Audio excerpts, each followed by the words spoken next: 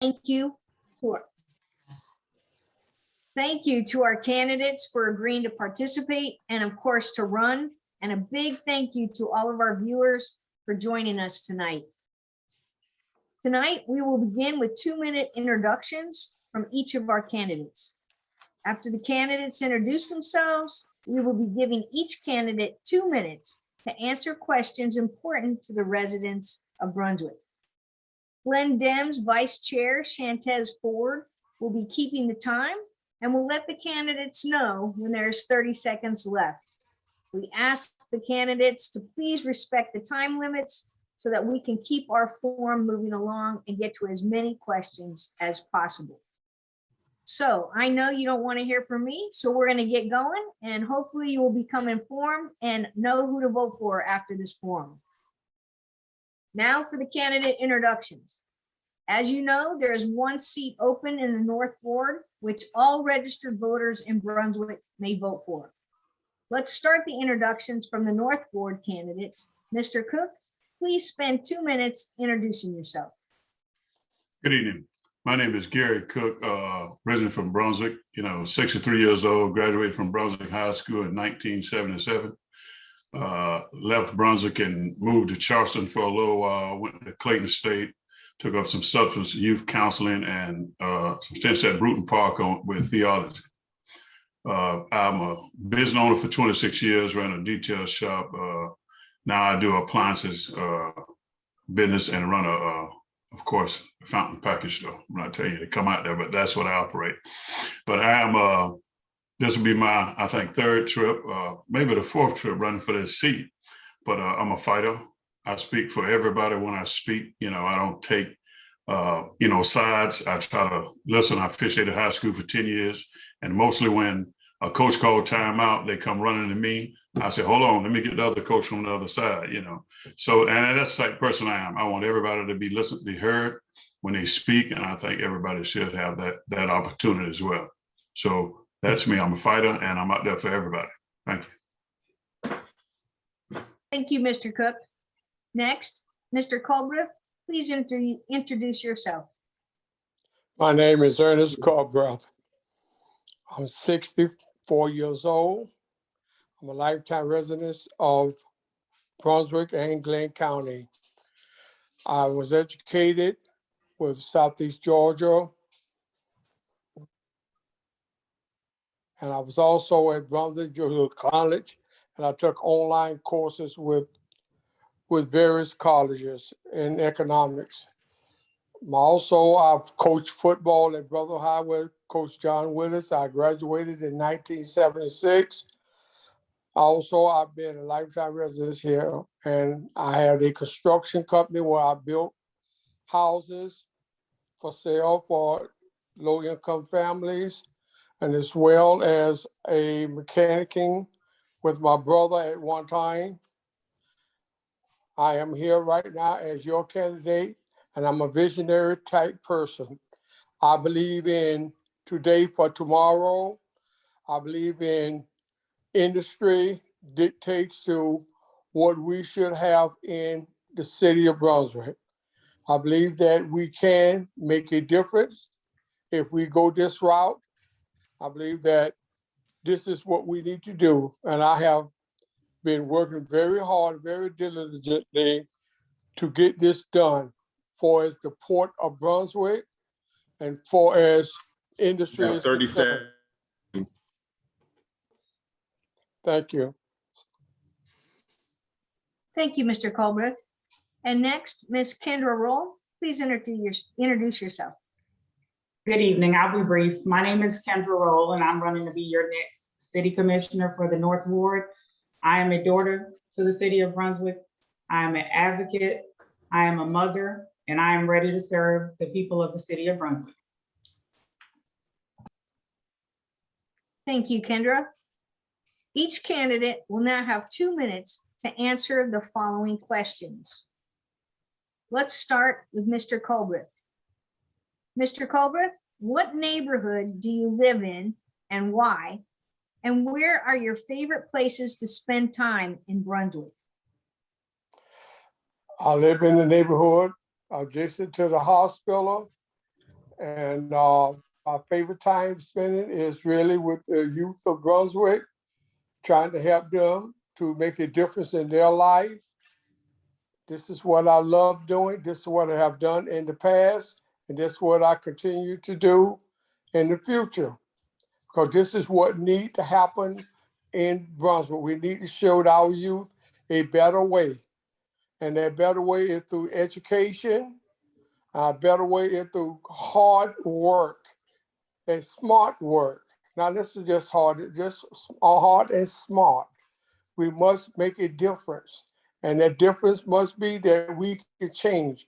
We can turn this, what we have around, from being the worst city in the state to the best city in the state. As I said in the past, create Atlanta South. We can do this simply by putting in the right things in place, such as industry. We should put this in place. And we should have a good time, I say, with our youth and with our adults as well, and making sure that everyone has a piece of the pie. Thank you. Ms. Roll, please answer the question. Okay, I live in the North Ward, of course. I live in the Urbana Perry Park area. You ask why? Because the house was for sale, so I bought the house and I moved. So I would say I enjoy spending time at the local parks with my son. We'll go play, we'll throw the baseball, football. I enjoy spending time in the downtown area and local restaurants, just hanging out with friends and family, eating on the weekends, and that's pretty much what I enjoy doing in Brunswick. And I enjoy helping, you know, whether I'm assisting with coastal outreach soccer or whether I'm feeding the hungry, that's what I like to do, just serving the people of Brunswick. Thank you, Kendra.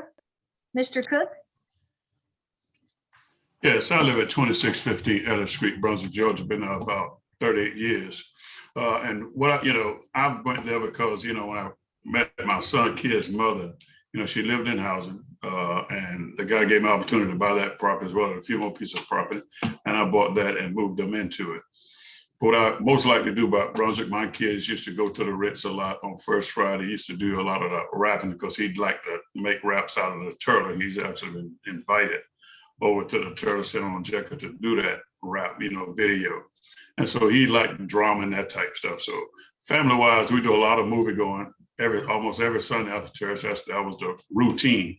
But more and to the parks, Corbin Park was great for us, coming up with the JCs and the, different insurance companies. Everybody supported sports back then, but for a while it cracked down.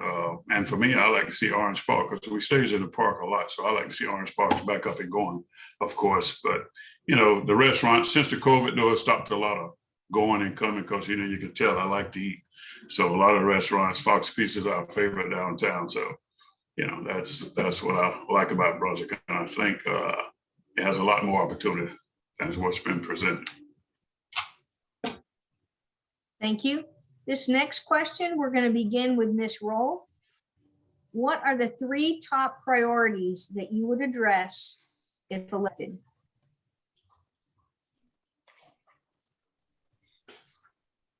My top 3 would be affordable housing. The next would be transportation. And the third would be holding landlords accountable for homes that should be fixed or condemned, but they still choose to have individuals renting. So those would be my 3: affordable housing, transportation, and cracking down on landlords with rental properties. Thank you. Mr. Cook? Yes, the 3 that I would say is health and safety, also affordable housing, as well as accountability for the trash companies that pick up our trash, that don't pick up our trash as supposed to. And also, getting involved in the tax base for the city and trying to get involved with the, getting this county at-large commission as well as the District 5 commission to really truly have an input inside the city and give us some type of working togetherness so we can get a better city for everybody. Thank you. Mr. in Culbreth? spring of 2022. Yes, I would concentrate on job creativity. I think that with job creativity and being in the future with these job creativity, we can afford the affordable housing. I have built houses from scratch and I did remodeling of houses for homes for different varieties of people, especially with the low income I built. So I think that my base would be creating that long-lasting job that would last 75 years, that would create a generation after generation after generation, that they can have the stability in life, that they can really, really have their homes and they can afford the education that is needed to keep things going from one generation to the other. So this is what we are liking. We're not having that job base right now. We have lost thousands of jobs. So I think that we should create more jobs. These jobs should be the jobs that will pay a good wage and good salaries in all over this county. This is what I would love to see happen. Thank you. Thank you. Thank you, Mr. Culbreth. Mr. Cook, the next question is, how do you plan to involve residents in the decision-making process? Well, first of all, I would go out and invite them to meetings, knock on doors and just put flyers out and let them know that they are, in charge, because a lot of taxpayers just like people say, well, my vote don't count. The same thing they feel about, their local government because they don't see a lot going. For instance, if Pear Park area over there, it's a nice permits coming up, but the residents had some questions about it that the city didn't pay attention to. And so my thing is to actually try to form some committees where they can be over and keeping an eye on maybe the police department, like I say, back to that trash, which is very, very, very important, and the public safety in the neighborhoods, and they'll be able to give some great input. I think we have committees, but I don't think we have enough committees dealing directly with the youth, the seniors, and everybody. I think that every commissioner, every employee, department head in the city ought to be accountable. And I think that they ought to have a panel that to give them some type of study and some type of see just what they're doing. Are they doing the job under the charter? Are they doing what the taxpayers expect of them? The reason they put them in there. If not, we need to get some answers for it. Thank you, Mr. Cook. Mr. Culbreth, how do you plan to involve residents in the decision-making process? If you want to have a successful neighborhood and a successful town, you must create those things that will work for the residency, where they can come out and give their voice and their thoughts, and then we act upon what their wants are in this particular town, in this particular city, in this particular place, because they are so important to what their wants are, and we must pay strict attention to what they want. And for the police department, the trash, we must keep it understanding that the police department works for you, and that you must be Mr. able Culbreth, to. I'm Yes. sorry to interrupt. Your camera has slipped. Can you, yeah, we can't see you. There you go. That's better. Please continue. That we must get them involved in everything that we do here for safety wise and for us having them there for us. And we must do these things in order to be safe and have our community looking great. These are the things that I would love to see the community involved in rearing each and every one of these kids in this community, as it was when I came up, as it should be in the future. Every parent, whether that child is yours or not, should have an input on what comes out. 30 seconds remaining. What comes into this neighborhood and their neighborhoods, and they should be responsible. Someone should be held accountable. These are the things that I foresee happening. Okay, thank you. Thank you, Mr. Culbreth. Ms. Roll?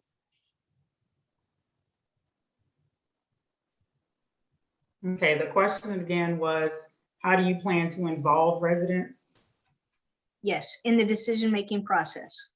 Okay, well, first you have to go and meet with residents and listen to their concerns. Then you have to continuously remind them to attend city commission meetings. That way they can know pretty much what's going on, as well as trying to get them involved with their neighborhood planning meetings, which also offers other insights about what's going on in the city, as well as getting their input. So those would be the things, just listening and having them attend meetings. Okay, thank you. The next question, we're going to begin with Mr. Cobra. What do you see as the most important issue this election in terms of protecting clean air and water and ensuring Brunswick is a livable community? The most important thing that I see is that each citizen should report anything that is he or she thinks that is out of the ordinary. That may be can have to be a job for EPA and EPD to take a look at, because they're the ones that's involved in keeping the air clean, and as well as other things done in these neighborhoods, holding these companies accountable for what they do. For they are the one that are the most polluted in this neighborhood, especially with your gas company. A lot of people don't know that DDT is a chemical that's on every corner almost in America. That's really is one of the most polluted that we run across in our waterways. But we must take heed to what is going on with that and understand the waste, and that we must get it cleaned up immediately. But we must pay close attention to this for as getting these things done and keeping it clean and keeping it so that our kids can look over the marshes and say, wow, this place is still in Christine. Look, thank you. Ms. Roll, what do you see as the most important issue this election in terms of protecting clean air and water and ensuring Brunswick is a livable community?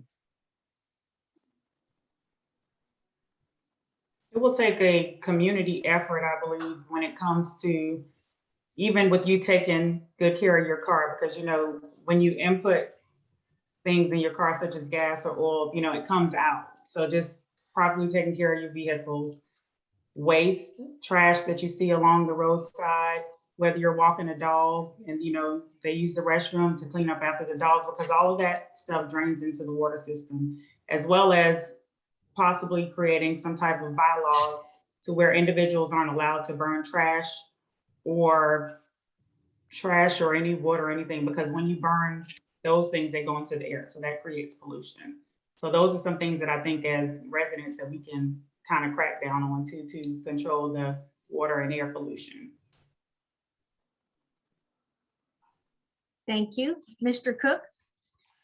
Yes, ma'am. She kind of got me on that mechanical type stuff, but this is the issue. We have a lot of trash burning in the city. You can't burn in the city, but we do have a lot of trash burning. So, our ordinances are there, but for me, where's our code enforcement?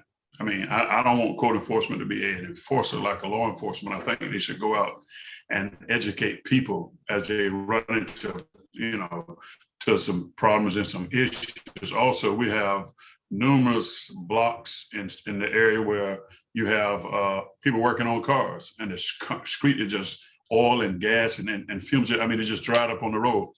But the most important thing is we have a fee of $50 now for the runoff permit, the runoff water every year.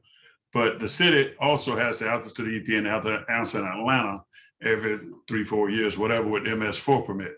And I've been studying MS4 permit. I've been going to commission meeting, discussing them with them, and letting them know in the MS4 permit application. And they end up maybe in the process of falsifying, and the people that tell me somebody can go to jail. But MS4 permit is where you have your storm drains. And the city said that they do quarterly paper advertisement, they do quarterly radio slots, and they also go to the schools to talk to students about the dangers of throwing stuff down the storm drain, as well as they said that they send letters out to the city residents about the storm drains, 36. every second, and this don't happen. But of course, I've been studying that. And so the MS Force permit is one that I think everybody needs to look into and help out with the storm drain and the line guys that making this money that blows all this stuff down the street into our storm drain. So we have to get better code enforcement on that type of stuff. Thank you. Thank you. I would like to ask a follow-up question, starting with Mr. Culbreth. How would you help to address sea level rise in our community? We have a lot of different environmental organizations in this area that work with climate change and problems that we have on the coast. What would you do to help plan for or mitigate sea level rise? Well, the sea, we live in a city that virtually is under the sea level, even with normal tide. So it is very difficult to control the sea. It just we'll be fighting the fight that we probably will lose. But we're not like Louisiana that has this big seawall that is built by the government. We don't have that. But when the tide rolls in, it brings in whatever it brings in out of the ocean. We cannot, in my opinion of it, we could only build our homes high enough that if something of this nature high, we can handle that. But there's very little that I see from my past experience, from where I have worked at in Pinova and Hercules for the last 38 years, that we just simply can't control the sea. It's just almost impossible. Only things that we can do is prepare ourselves for when it do come in. What is that preparation? We can have bigger storms. We don't have that because the city is an old city. So we have to just look at what we have and just keep what we have clean. And I have came up with a device that will keep the trash out of the drains. And this is what I told 30 seconds. Told that we can put in place. And once we get these things in place, we can just come along and vacuum this debris up and put it in the containers and dispose of it. But it's going to be an uphill fight in that control. Thank you. Thank you, Mr. Culbreth. Ms. Roll? Can you repeat the question? I will.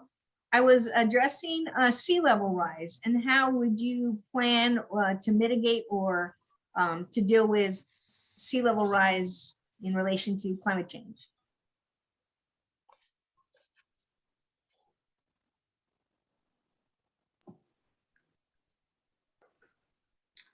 I'm thinking.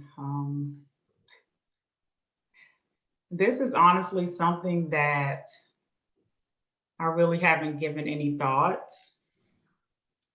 But I feel as if I'm elected, this is something that I will discuss with the current commission and see where they stand on this issue, and then I'll just work towards whatever they have on the table moving forward with this issue.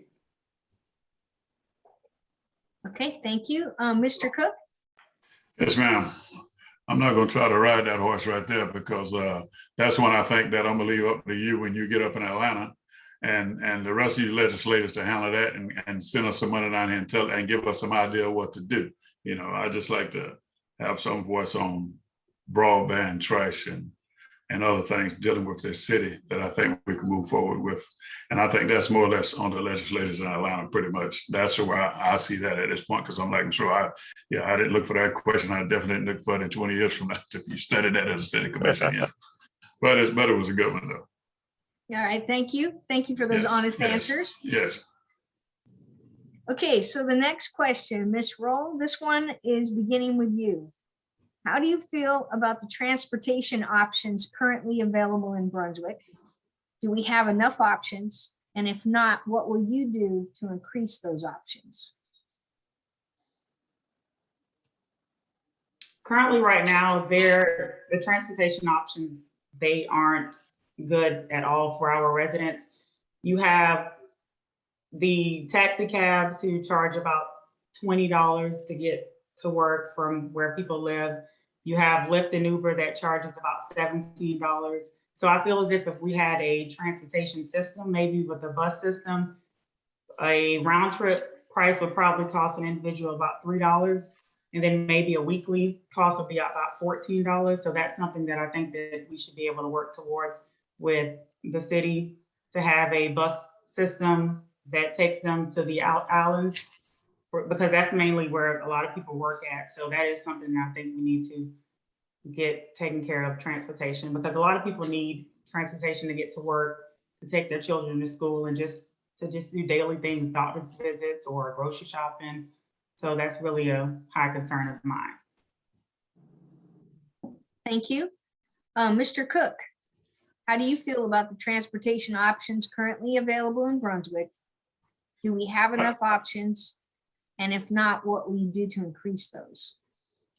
Well, I don't think we have enough, options for is transporting maybe to the mall or different places for that type. But I think we do have enough. There's so many cars around here. But the problem with me, when I look at transportation, I look at bikes, I look at trails, I look at all this type of stuff that we don't have, bike trails. I just left out of Savannah and I used to live there. I was like, man, they done got all these bike trails where it's diagram. And I think that's mostly has to do with transportation. You got to have the sidewalks, for people can cross and not in the street for them to walk, as well as you got to have the bike routes and everything. And I think the city started a great job on that when they started running the sidewalk from St. Simon Causeway, trying to get it all the way to the north end. The south end of Brunswick, in which they did a great job. But there's a lot more that we can do. I don't think that big buses and all that's going to do the city any good at this point. And because my thing is, our roads is not in the condition that they need to be in. And I think that has a lot to do with, if you go through the city, you have, I know 6 or 7 big transfer trucks, they just parking in front of the door and their house like it's a Corvette. I don't think none of those trucks should be driving the city roads and parking in that area there. So, but I think the transportation for it wise is good, but the ones that need it, I don't think, for me, it's just the taxi cabs are just not like they used to be. They're late. People come to work late and they can't get a cab. I think some cabs are reasonable price, but $6, $7, a lot of people don't have. So if we can find a way to get a minimal type bus route and schedule up, with the county, and find some funds from the state, I think we can do it, but I just don't think the city can offer that on its own. Thank you. Thank you. Mr. Culbreth, how do you feel about the transportation options currently? Do we have enough? And if not, what will you do to increase those? Well, I'm like with Mr. Cook on that. We have cabs and some of them are reasonably priced and some of them are not. And they go all over the city, carrying their residents and their residents of this city all over the places where they need to go. But, being on a timely schedule for its work is concerned, a lot of them saying that they're just inefficient. So my thing is to upgrade to a small bus. We have tried this in the past. We may need to revisit this and try to get a small bus service that will, small as far as just the passenger or the amount that the bus can hold, and go from one end from the north to the south end. We start in mediocre spots where we know that I call them hot spots, that they can offload and unload and carry the individuals to where they need to go. And I think that can be one upgrade into that area, whether it's in the private or whether or not it's funded by the state. But I prefer the private of it because there's more money in private than it is in state funds. So I think that, yes, that's one option we can look at. I think that's one we should look at to upgrade our transportation in the city. Thank you, Mr. Culbreth. All right, this question, Mr. Cook, we're going to begin with you. What would you do differently, if anything, to address the need for affordable housing and homelessness other than the approach the current commission has taken? Well, being involved, I really don't know, being a housing authority commission for the last 2 years. I don't really know except for the last 5 years. I'm sure every time it's come around, there's a study for the homeless, except for nothing as far as I'm concerned has been done to actually try to help the homeless. Salvation Army do what they can. The well do what they can. People don't like it at being there, of course, and there's some issues, but a lot of times homeless people just don't want to go, they don't want to move. They want to be by themselves. They want to live a certain life. But I think, you have the small homes that's being built now. I'm not a partner of that. I don't think that was a great idea to be able to take, certain valuable land and just put little affordable houses right there like that, little small houses anyway. But I think it has to be with Gateway. You have to get all the resources, Gateway, and have the mental health and have Salvation Army, all the resources, the nonprofit that can help these type people, the healthcare system as well, and to meet them, and try to find out what they need. Can they get to Social Security? Disability is something they're missing. If there's some family involved somewhere, and how do you, find out how do you get to this point? I don't think about it just being born to be homeless, but issues happen and things happen. And so I think we have to do a broad study of what we can do and not try to push them over, but find out, how do they get to this point and are they really capable of living somewhere on their own? And a lot of them are not. A lot of them keep, locked up because they don't want to be bothered. But I think that, it's amazing to me that they're that comfortable. Some of them, because I go to well a lot and talk with them. Left the other day, and they're very smart, very intelligent. So I'm just saying, it's just got to be a good resource to want to help them and not push them away or not look down on them. Thank you. All right, thank you, Mr. Cook. Mr. Culbreth, what would you do differently, if anything, to address the need for affordable housing and homelessness in Brunswick? Well, let's look at the affordable housing. In affordable housing, there's several programs that are out there, and a lot of money that's already here that we can use, such as Housing Authority. Some of the Section 8 vouchers can be used to purchase homes. A lot of them really don't know that, but it is true. And we can look at DC Department of Community Affairs to see what they can offer. They offer a lot for as families that have kids in it that's have problematic kids. Yes, they can give out money toward purchasing a house. And so those HUD, so those the VA for the veterans that may be down, yes, they can be given 100% financing when they're qualified to purchase a home, or maybe a 2-bedroom home or something of that nature. And everyone that's here, we have an opportunity that we can do these things, even to the ones that are down at the well. I know they look down, they snout at it, but understand one thing, they are American citizens. They weren't born this way, they got this way. And a lot of them got this way when they was out fighting for our freedom. Some of them were, but now they're in a difficult situation that they don't understand how to set up a home, or how can they get better housing than what they have right now. So yes, that can happen. The homelessness and the what's going to always be with us is what we can do to try to minimize it and get it into a situation where we can handle it.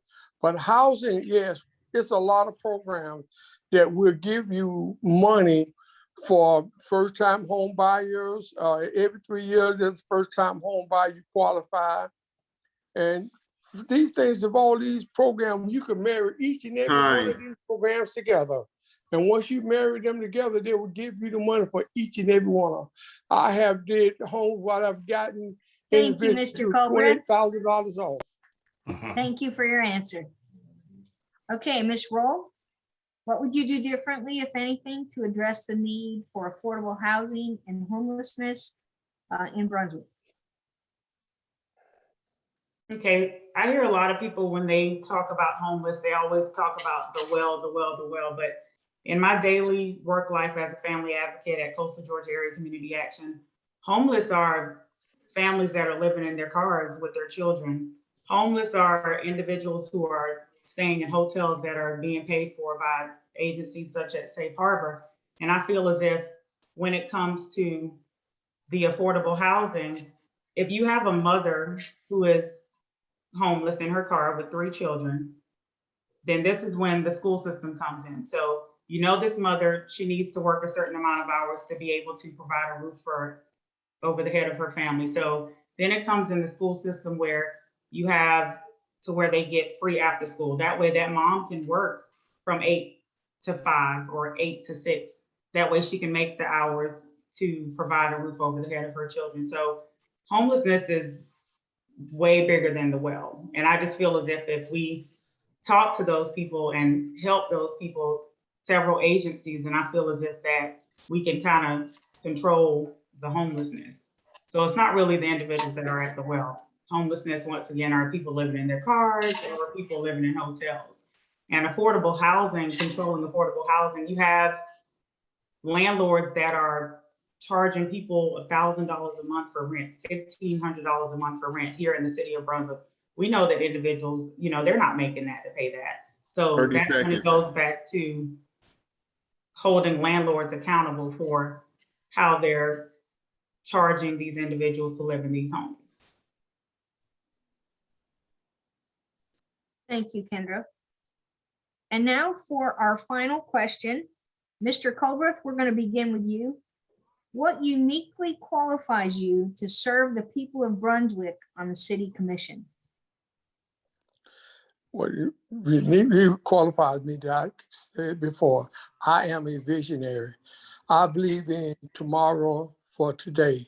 I believe in giving each and every one of us an opportunity to do better. And that opportunity is in industry. I keep saying that, but we must bring environmental friendly industry into this county and to this city so that we can make a difference. This is one way of breaking down all your homelessness and your jobs and your when you want to do your housing programs. This is what you're going to have. Industry dictates as to what you need and how it's paid and how it is structured so that you can get a job and with the industries and you can make a difference in everyone's life. You can create jobs, and that's the most important thing, is the creativity of jobs. You must create these jobs. You must be out on the front line, ready to do battle with all the adversaries that is coming your way, especially your foreign adversaries. Their main object is to make you poor, make America poor. So we must get together and fight. We will fight them any way they want to fight. We will fight. We're ready and willing to go forth in this world and 30 do what's seconds. necessary. Go through the smoke screens of life. You have the education. Take your education and use it for the betterment of all those who's around you. I taught this in the football program. You guys are brothers and sisters to each other. Learn to help each other and show love for each other, and you should be very successful in what you do. Just band together and it will work. Time. Thank you. Ms. Roll, what uniquely qualifies you to serve the people of Brunswick on the city commission? I've been serving the residents of the city of Brunswick for a long time, so me serving as a city commissioner won't be any different. I won't say that I have all the answers, and I won't say that I will be able to solve every problem that every resident has in the city of Brunswick, because I know that I can't do that. But I will try my best to listen to the needs and the concerns of all residents of the city of Brunswick. So on November 2nd, I ask that you roll for Brunswick. Thank you, Kendra. Mr. Cook, what uniquely I have- qualifies you? Can I have her minute too? Give me 3. Listen, I think of all three of the candidates, I think I'm the most qualified to deal with it. I think of all the candidates, I'm the only one year after year, month after month has been fighting with the school board on issues of children. That's not even mine, but I know the value of neighborhood children. I know the value of reaching out until I'm the only one that's many times been to the city commission meeting about our storm drain system, about even things that the city themselves, and I showed video of paint from the city when they redid the police department going down the storm drain. And I mean, I'm always involved in this. I'm always calling public works about guys blowing trash down our storm drain, yet we're paying $50, a year for it. It's not much, and I don't mind that. But the obviously is if we got rules and regulations, let's enforce them. Also up in, the mayor sent me on job up in me and my son, the same one that number that went to Magnolia Park, dealing with this waste management company here. They had some signatures, which was false. We went through and got all the signatures against that. When this guy, God bless him, he's passed, and I was just going to build this recycle plant over here off of Habersham Street. Me, my son, again, I got the mayor on the phone. We're fighting for that. I've talked to Pastor Money. A lot of people did not know what was coming up over there. So I've always been involved, and I've always did the drug marches back with the youth. Like I say, Needwood with those kids, raised the money for them to try to at least get them back in school, and went to the school board to try to get them to understand that, everybody deserves a chance. These are children, 12 and 13-year-old. Where are they going to end up if 30 they kicked out of seconds school for remaining. life?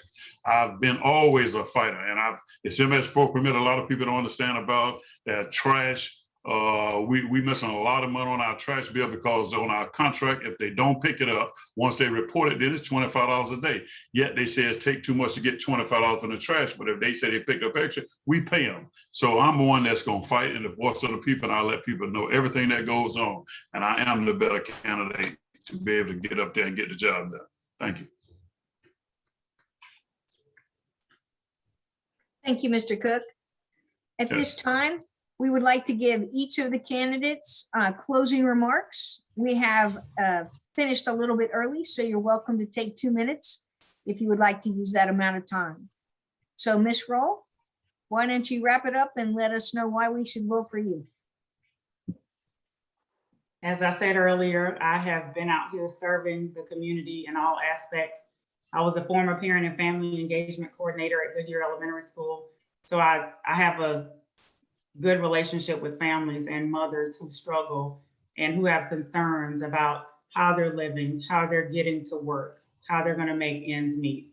As my current role as a family advocate, I work with fathers who are trying to work to make ends meet to provide a roof over their head for their family. So I just feel as if I can be that voice for the people. I'm compassionate, I'm caring, and I think I can get the job done. So that's what makes me one of the better candidates for this position. Thank you, Kendra. Mr. Cook, please let us know why we should vote for you. Well, you should vote for me because most people know that I am a fighter. I'm a vision for the people. I speak up when parents don't speak. I get, calls behind calls of parents, kids in trouble, and everybody deserves a chance.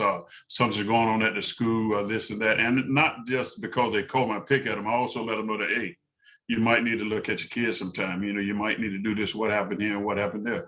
Like I said, I'm always on the scene of a lot of things dealing with the trash.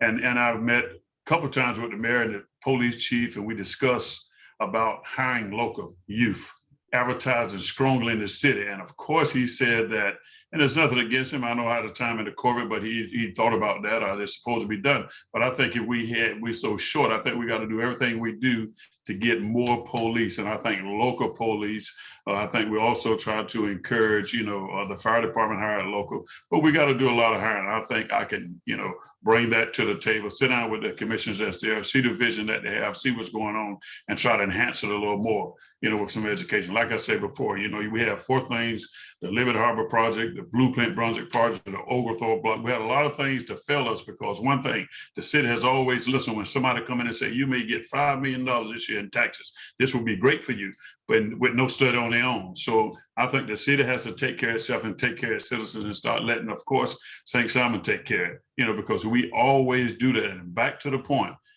the 2 at-large 30 commissioners and the seconds. District 5 commissioner, I think we need to get together, sit down and make the whole county as well as the city beautiful for and respectful for everybody. Thank you. Mr. Culbreth, please tell us why we should vote for you. You should vote for me because I am a visionary person, as I stated numerous of times. Yes, I have been the father figure for numerous of kids. And that include my own and a lot of other. Yes, I've been called numerous of times at night, such as Mr. Cook, to come see about kids that was in dire need. Yes, this is all that has happened. This is a part of the family of Brunswick. We all have in the past and we all shall in the future look out for each other. But I'm also a person that understands the economic part of it, that we must have better paying jobs. And these jobs must come. Again, I keep reiterating, I gave plans for the port. We can redo the port and make it tingling with commerce. I fought with Savannah about this, and I fought with the mayor currently about the same idea. I have gave them programs after programs, and with our company, we have stressed out and showed them this is how you should do it, and creating Atlanta South.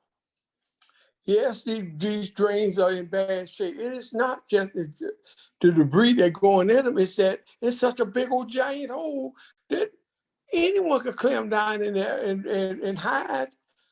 So, the first thing first, what is the 30 city going to do seconds. to stop that? So we need to understand that this must happen.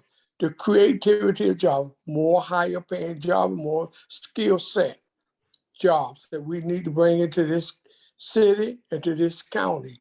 And I am well abreast on bringing this and making this happen. This must happen in order for us to be successful and bring Brunswick back up to a good living standard where our kids can Time. once again do the things that they did in the past. Thank you, Mr. Culbreth. I want to thank you once again to all of our candidates for their thoughtful answers this evening. Please remember that the election is Tuesday, November 2nd, and early voting will be at the Board of Elections beginning October 12th. If you are not registered to vote, you may register until October 4th. This concludes our North Ward Candidate Forum. We will now welcome our mayoral candidates. And thank you to our candidates for agreeing to participate. And of course, a big thank you for all of you who are going to continue to stay with us tonight. Thank you once again to the North Ward candidates. And we will begin our mayoral candidate forum in 1 minute.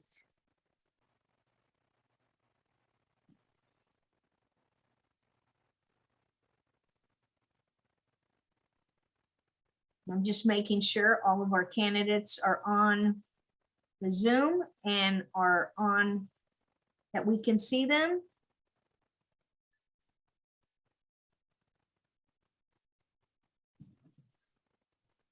Mr. Riddle, are you on? Okay. Yes, ma'am. We have Mr. Cosby. Miss Latson's here. Mr. Perry. Yes, ma'am. Is Mr. Tucker on?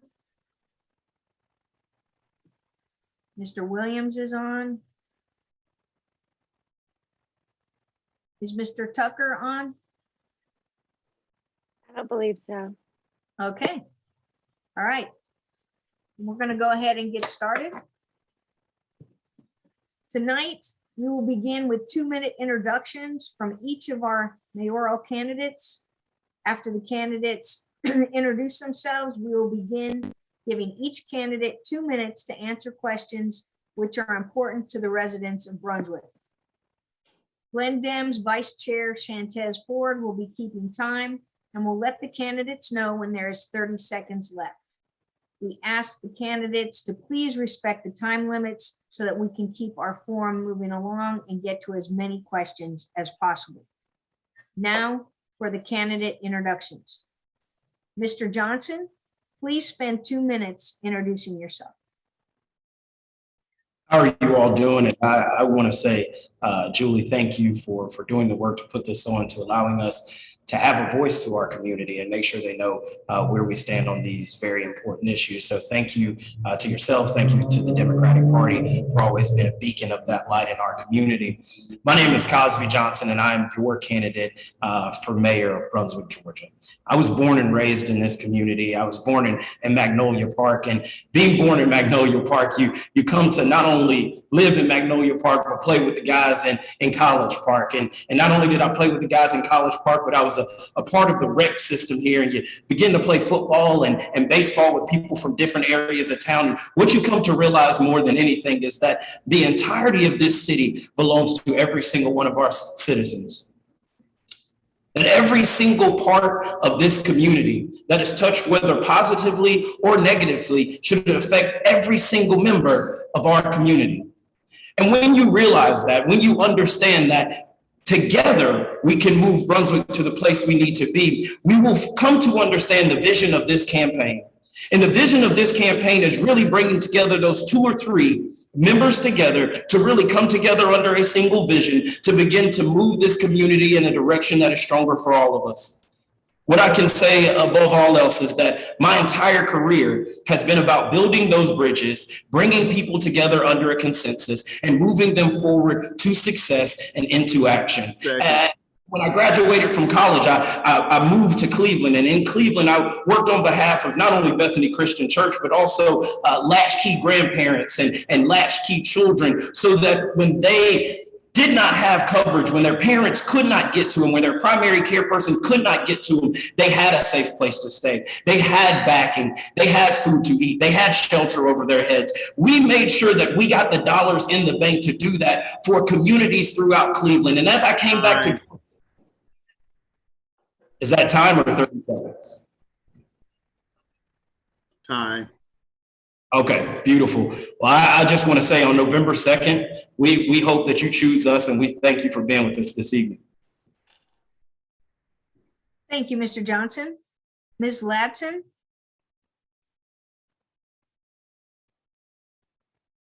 Good evening.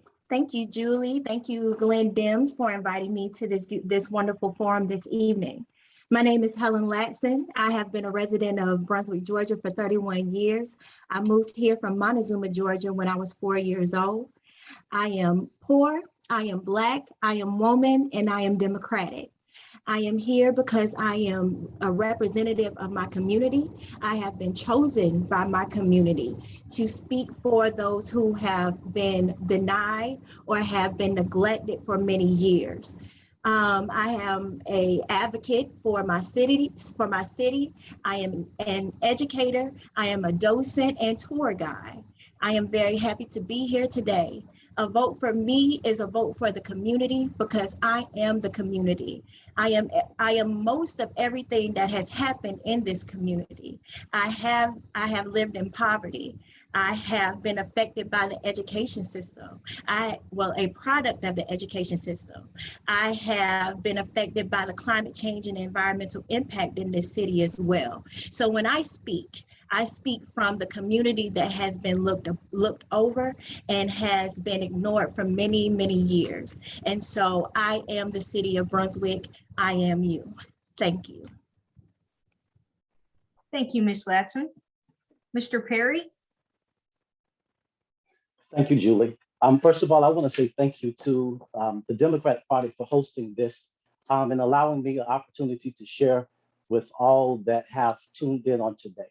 My name is John Perry. I am a local pastor and community leader. I've spent the last soon to be 15 years of my life here in this area, being a part of helping to bring about positive change in the life of our community holistically. I'm running for mayor because I sincerely believe in this wonderful city that we call Brunswick, Georgia. I believe that we have the potential to be a vibrant and healthy place, the kind of vibrant and healthy city that meets the needs, first of all, of its residents, that meets the needs of our business community, and that meets the needs of all visitors that come to be a part of our community. And so I'm running in hopes of serving you, the people. One of the other candidates mentioned that they were asked about being the voice of the people. That same thing holds true for me. There were a group of people that said, we need someone that can represent us in a way that will help to bring about the needed change that we desire as a community. And so we want you to consider running for mayor. And so as a servant of the people, I'm running because I know that I have the ability to unify this community and bring about 30 healthy, seconds. positive change. Thank you very much. Thank you, Mr. Perry. Mr. Riddle? Good evening. My name is Travis Riddle, raised up in Brunswick, Georgia, graduated from Glenn Academy, Red Terror for life. Went to Middle Georgia College up in Cochran, Georgia, came back and finished up at Coastal Georgia here in Brunswick. I think I'd be one of the best candidates for the mayor because I simply just have the best interest for Brunswick and the citizens of Brunswick. In a time of depression where people was expecting stimulus checks and unemployment checks, I brought a job that gave out over 51 jobs. That's 51 people that was getting a paycheck instead of an unemployment check. They had opportunities. I created a local business right here on North Street, which is a melting pot for the community to come have a nice dinner. We have people of every ethnic background and culture, every walks of life that come down with us. I want to create Brunswick to be a melting pot, just as I did for my restaurant. I've been really engaged with the kids and the communities. We fed over thousands of people since we've been here, been back in Brunswick. Also giving days to single parents to drop their kids off just to play and have fun on the bounce house and another business that I have as well. I do want to see Brunswick come together and move forward as a unit and not as an individual place. I want to make it a more neighborhood friendly environment. That's one of my biggest focus. It's good to be back home. I think I make the best candidate for mayor here. And I look forward to your vote on November 2nd. Thank you. Thank you, Mr. Riddle. Mr. Tucker?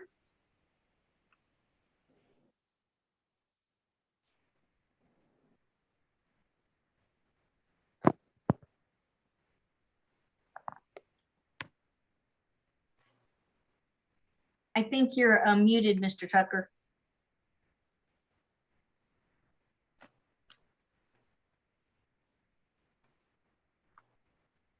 I don't think he's on, Julie. I think is he under blue up in the right-hand corner?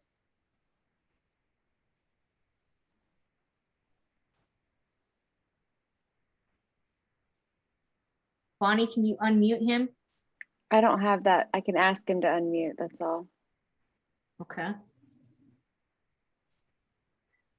Mr. Tucker, if you go to the upper There we right- go. oh, there you go. Can you hear me? Okay. Yes, sir. Thank you. Thank you.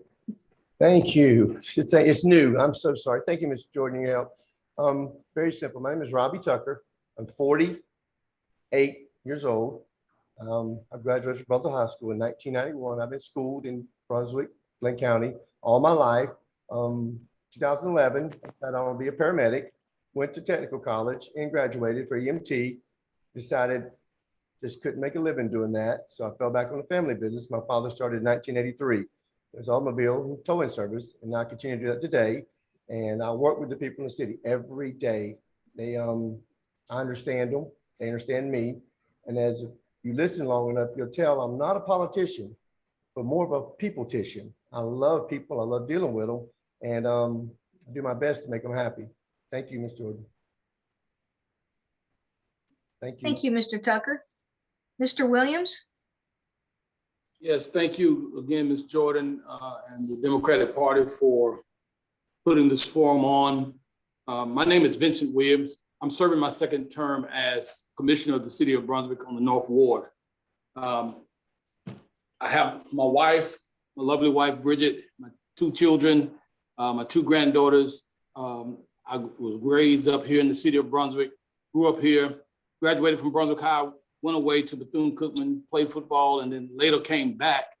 Had many options. I'm also a pastor. I've had options to go to other cities, other places, numerous opportunities to do other things. But I chose to stay in Brunswick because I love this place. I love this city. I love the people of this city. The reason I'm running for mayor is to continue to make strides in this city. I believe that this city is moving in the right direction. And I want to continue to keep this wagon up the hill and not go all the way back down to the bottom and have to start over again. So that's the reason I'm running. I trust that people have known me, that have known me through the past 8 years, know that I will fight for you. I will get out and do the work. I've done the work, will continue to do the work. And we just look forward to November the 2nd being ready to step in as your next mayor of the city of Brunswick. Thank you, Mr. Williams. Each candidate will now have 2 minutes to answer the following questions. We're going to start with Mr. Johnson. What neighborhood do you live in? Why? And where are your favorite places to spend time in Brunswick? I live in the Goodyear neighborhood adjacent to the hospital. I think for me, when you ask me why I chose that neighborhood, it wasn't really just about that neighborhood. It was about the entirety of the city of Brunswick. It is something that has poured so much into me that I knew from the beginning, being raised by my mother and father in this community, that my end goal would be to move back here and pour into it as much as it had given to me. So really, Brunswick is my home. When you say what are the things that I enjoy to do outside of enjoying a good Brunswick High football game, go Pirates, and shout out to the Wolfpack. I also enjoy bringing in and taking in the beautiful things that the city has to offer, whether it's grabbing some wings up at Craver's, some seafood at Shucks, or coming down to have a great dinner at Reed's. I think Brunswick is growing in a way that's expanding and bringing in a wide array of people, and a government and a mayor that can step into that and be a plus to that and an add-on to that is what every single community throughout Brunswick should be looking for. We have the track record of doing that, and that's what we plan on doing day one for all of the citizens of Brunswick. Thank you, Mr. Johnson. Ms. Latson?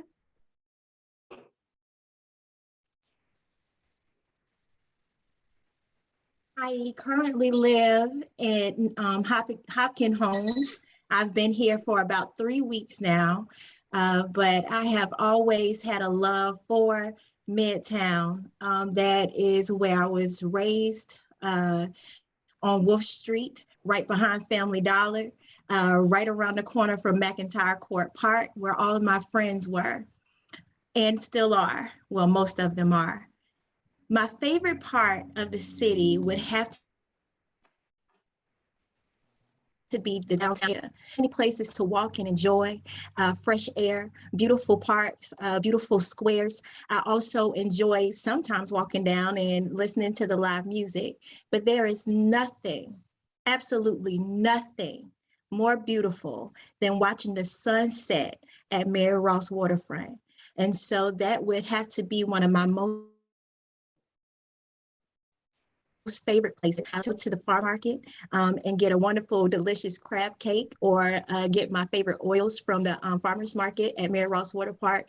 But as I said, the most beautiful thing is watching the sunset at Mary Ross Water Park. So I would have to say that Mary Ross Water Park or Waterfront would be my most favorite place. Thank you, Ms. Latson. Mr. Perry? Yeah, thank you, Julie. I live in the heart of what is, I live in what is considered the heart of Brunswick for me. I live off of Altama and 4th Street, close to the Popeyes. The reason why I moved into the area at the time that I moved is because I was looking for affordable transitional housing, which is one of those big conversation pieces that we've been having. I was fortunate to find a landlord who's been an excellent landlord and who provided an opportunity for renting a quality, affordable place to live. It helped a whole lot that I was in walking distance to Popeyes. That kind of sealed the deal. When it comes to the idea of what particular things I like doing most in the city of Brunswick, there's no one particular thing. There's this unique mixture of things that literally meets the needs that I have. I love to meditate and reflect. And in those moments, I take advantage of some of the parks that we have, in particular Mary Ross Park, which has been a key point of discussion. And would love the opportunity to help advance that park even more by adding a river walk, by 30 adding seconds. some different amenities. Not only do I take advantage of the parks, but I also take advantage of eating at some of our local businesses. We have some wonderful entrepreneurs, Lady K's. I go there frequently. I heard it mentioned, Cravers. And so I take advantage of some of the fine dining as well. I'm an avid reader, so I love our downtown library and Books A Million. And so those are some of the things that I enjoy about our city. Thank you, Mr. Perry. Mr. Riddle? Yes, ma'am. I live in a Goodyear area as well. I'm 17. I like the area because it's a quiet area. I can stay low key and get a peace of mind. There's a lot of places in the city I really enjoy, but I spend most of my days and most of my nights in my restaurant because I'm a business owner. And when I'm not here from Monday through Friday from 6 to 8, I'm out next to Risley Middle with the Tigers. I coach out there with the Tigers, support the kids and the youth league there. By the time that's over with, my days are done. I go home and help my son with his homework, and then we hit the bed and start all over. But when I do get free time to myself, I would definitely say I like to go to Overlook Park and or Mary Ross, because when I was up in Atlanta, I really missed the water. So I try to take advantage of it now that I'm back around by the waterfront. Thank you, Mr. Riddle. Mr. Tucker? I guess I live, well, I used to live on Kaufman Street over here by Norman, by the old folks home, they call it, or St. Mark's Towers. And I lived on London Street for several years, bought a house in the county for a few years. And I decided I was going to get me a retirement home. And I used to come back here to the neighborhood called Riverside in my tow truck, pick up cars. And it was always nice back here. I was a young fella, and I was told that that was out of my reach. That was proven wrong. It's actually in my reach. I've been here for a little bit now, got a house, so I'm happy. My 4 favorite places would probably be Liberty Ship Park, Howard Coffin, downtown, which I call Hope Town. There's a lot of hope there. And I guess one of my favorite things to do when I get a day off of work is take the boat out and come through the City Center Bridge about sunset. It's remarkable. Thank you. Thank you, Mr. Tucker. Mr. Williams? Also, it's kind of amazing. I was listening. Sounds like everybody lives in the Goodyear area. And that's the area that I live in. Been there for over 20 years in that area. When I first moved there, we moved there because my wife had just graduated from nursing school at Coastal Georgia College and had obtained a job with the Southeast Georgia Health System, where she's still employed to this day. And she was able to walk to work. Not only that, we had good quality schools where my kids were able to walk to school each and every day from Goodyear Elementary to Jane Macon, all the way up through Brunswick High School. So great neighborhood, and I enjoy it. I love living there. One of my favorite things to do is I love the parks in the city of Brunswick. I usually go and just kind of park under a shade tree somewhere and just reflect and meditate, sometimes with the city agenda in my hand, trying to figure out what's best for the people of the city of Brunswick. So I spend a lot of time in the parks. I love spending time with my family and friends. Of course, there's so many great places, as others have said, in this city to indulge in eating. And I tell people all the time, when my friends come to this area, one of the things that they gotta have some seafood in Brunswick, Georgia. So those are the things that I really enjoy. Those are the things that I really love about this city. And those are the reasons that I really want to be the mayor of this city, so that we can continue to move these things 30 ahead seconds. and make this city the city that it can and should be.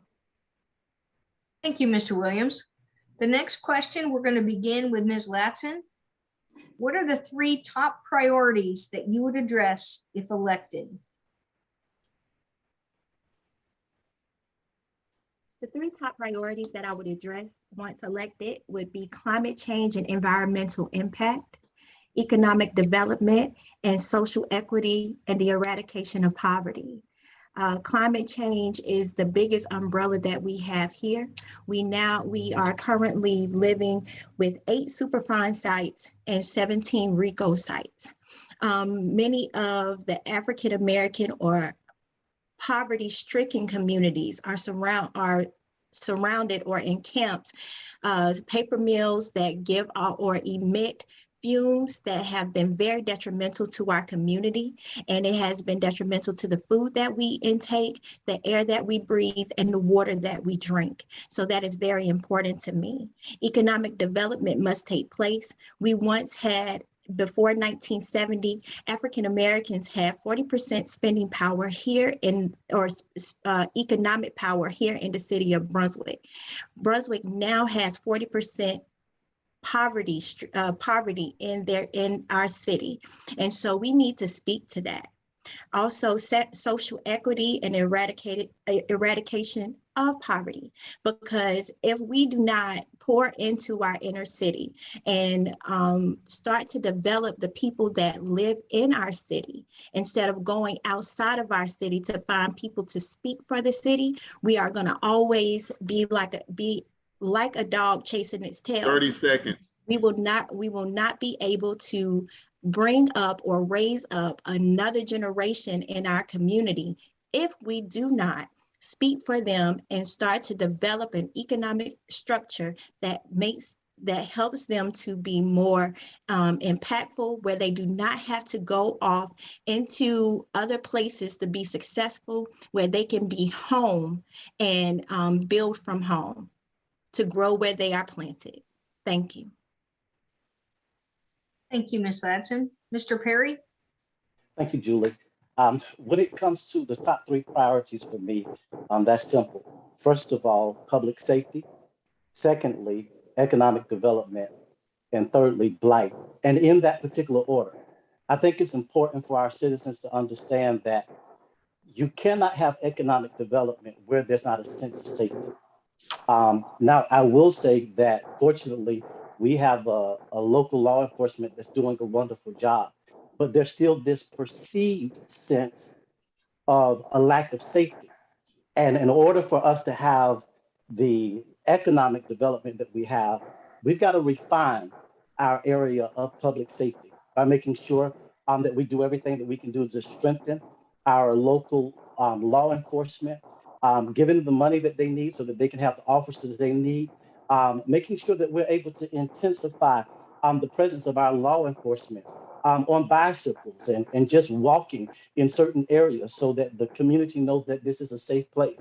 And in making sure that we do what we have to do for public safety, we begin to tackle this issue of economic development. A lot of that happens at the same time. One of the things that I shared in another forum is that when it comes to economic development, we have to build the environment necessary for economic development. And so there are a lot of different things that we need to do on top of public safety. We need to make sure that we are creating 30 seconds. business-friendly ordinances so that people want to come and do business within our community.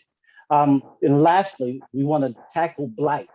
But without proper funding, we can't really tackle the blight in an effective and efficient way. And so we got to tackle public safety, economic development, and our blight issue. Thank you, Mr. Perry. Mr. Riddle? Yeah, yes, ma'am. Thank you. I think John Perry hit the nail with the hammer a few times and made a lot of great points. My top 3 priorities would be crime, the unemployment, and economic development. I know that speaking with Chief Jones and Chief Batiste, I met with them last week and we shared a lot of concerns and issues. I think by putting some bike patrol, police walking, putting cameras in the high crime areas. Since we're short on police, we have to get the cameras to act as police so we can see what's not being seen. We definitely got to make it a safer community for our senior citizens and definitely a safer community for our kids to play in.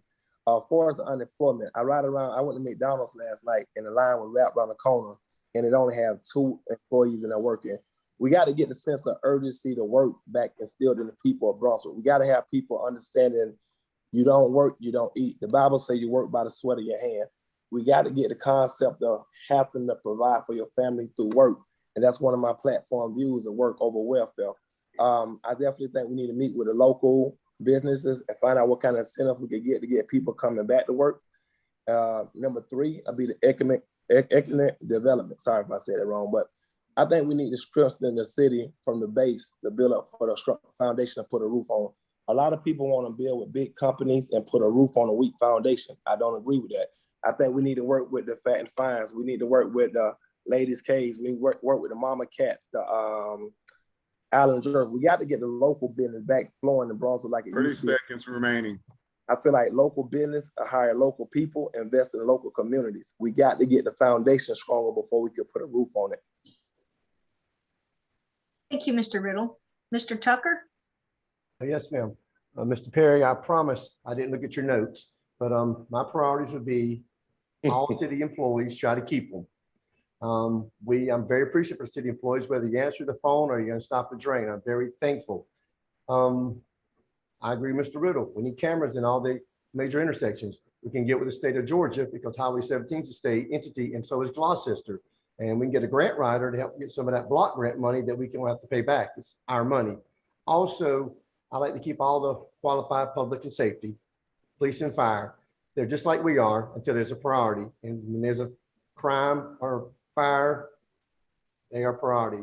So I look forward to working with them. Also, infrastructure. If you look under these roads, there's going to be water leaking. I promise you. I bet you Coca-Cola on that. And these little potholes are going to turn into sinkholes, and then they're going to turn into a mess, obviously. If you don't believe me, ride down MLK, ride down the hospital road. And going down the hospital road, if you're not careful, you're going to be in the hospital where the bucks are. Also, public transportation. I talked with the city about that. They have the money. It's been on the drawing board for several years. So after speaking with them, I went and bought me a bus, and I got deposits on 2 more. I said, we don't have to wait. I'm ready to start public transportation now. I've got the 2 pass DOT inspection, and the health department passes the wheelchairs, accessibility. I'm good. I got 3 buses. I don't know why the city takes so long. I don't know if they got cold feet or not. Also, housing. 30 seconds. Housing. We get these dilapidated houses tore down. We get some people, some investors, myself is one. We get the houses tore down. We get people working to build them back, and we make these a reality. It's been on the drawing board for 10 years or more I know of.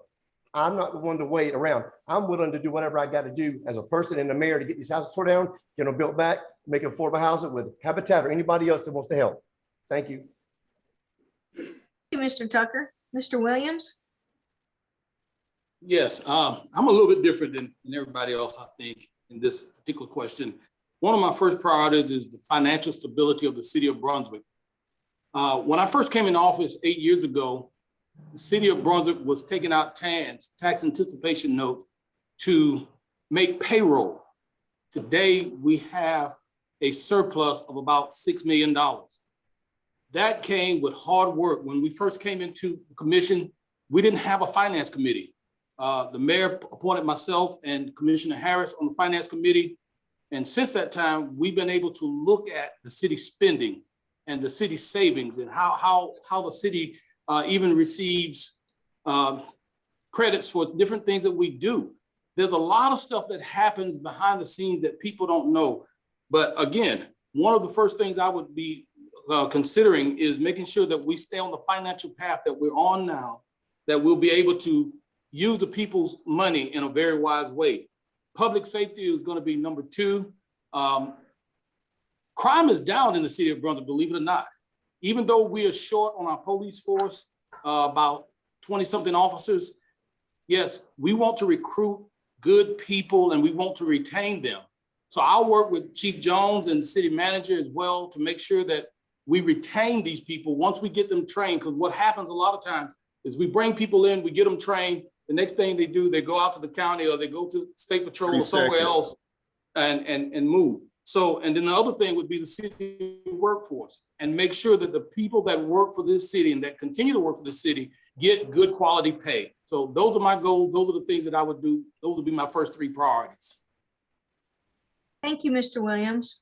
Mr. Johnson?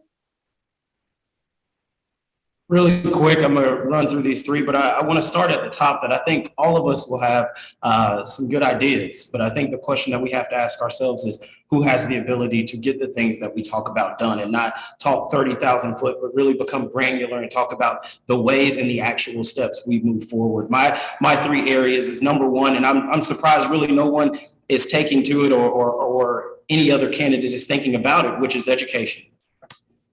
A community goes as far as it prepares its children and it prepares its workforce. And when I talk about education, I'm not just talking about K-12 education. I'm talking about wrapping in with our TCSG institutions as well as our USG institutions to train up our children to be ready for the jobs of tomorrow. How am I going to do that and how have we done that? Number one, I think it is imperative for every single person in elected office to be pushing and make sure every single one of our children has a tablet in their hand. COVID exacerbated the problem that we see with kids not having electronics or hotspots or internet, but really it is also the wave of the education future. We're going to work with Superintendent Scott Spence and other education leaders to make sure that happens and work with them immediately day one to get that to happen. The other thing that we are focused on is economic development. And economic development wraps up for us in several different areas. But the first one that we want to talk about is really developing the parts of the city that has really been neglected by some of those in office. I think when we look at all seconds. Thank you. When we look at Albany Street, we have to attack Albany Street aggressively to ensure we raise and change and create a better housing stock for the people of Brunswick. And the last one that I'm going to hit on is an accountable and accessible government. I'm going to be at your community meetings. I'm going to be at the community activities so you ensure that I'm touchable, that you know me, and that you can get in touch with me. We're also going to streamline the website so you can do business easily with the city of Brunswick. We're in front of you, and we're going to make sure that this is your government. Thank you, Mr. Johnson. The next question, beginning with Mr. Perry, is what do you see as the most important issue this election in terms of protecting clean air and water and ensuring Brunswick is a livable community? Well, in terms of clean water and clean air, we know that they are essential for life and health. If we don't have clean water and we don't have clean air, then literally it's something that changes the quality of life and could snatch life altogether. And so we know that we have on a state level laws in place and regulations in place that are supposed to help us as a local city to keep those things in check, both state and federal levels. And so I believe that our local government has the responsibility to be partners with our state officials and our federal officials in making sure that we hold people accountable for following those regulations. One of the things that we do have the ability to do is public awareness, educate our community as it relates to the importance of being a partner with us in making sure that we do all that we can do to keep our water and our air clean. One of the things that is going to be extremely important that we do, and it's that part of raising up a generation that is conscious of the importance of water and air and how vital it is to everyday life. And so I think that we have the ability to 30 seconds. Forge some strong partnerships and make sure that we do our due diligence at doing the things that are necessary for preserving the future. Thank you. Mr. Riddle? Yes, ma'am. Thank you. If I'm elected as mayor, one thing I want to do is make sure the proper monitoring is being done by the EPD and make sure the companies are using the most updated equipment.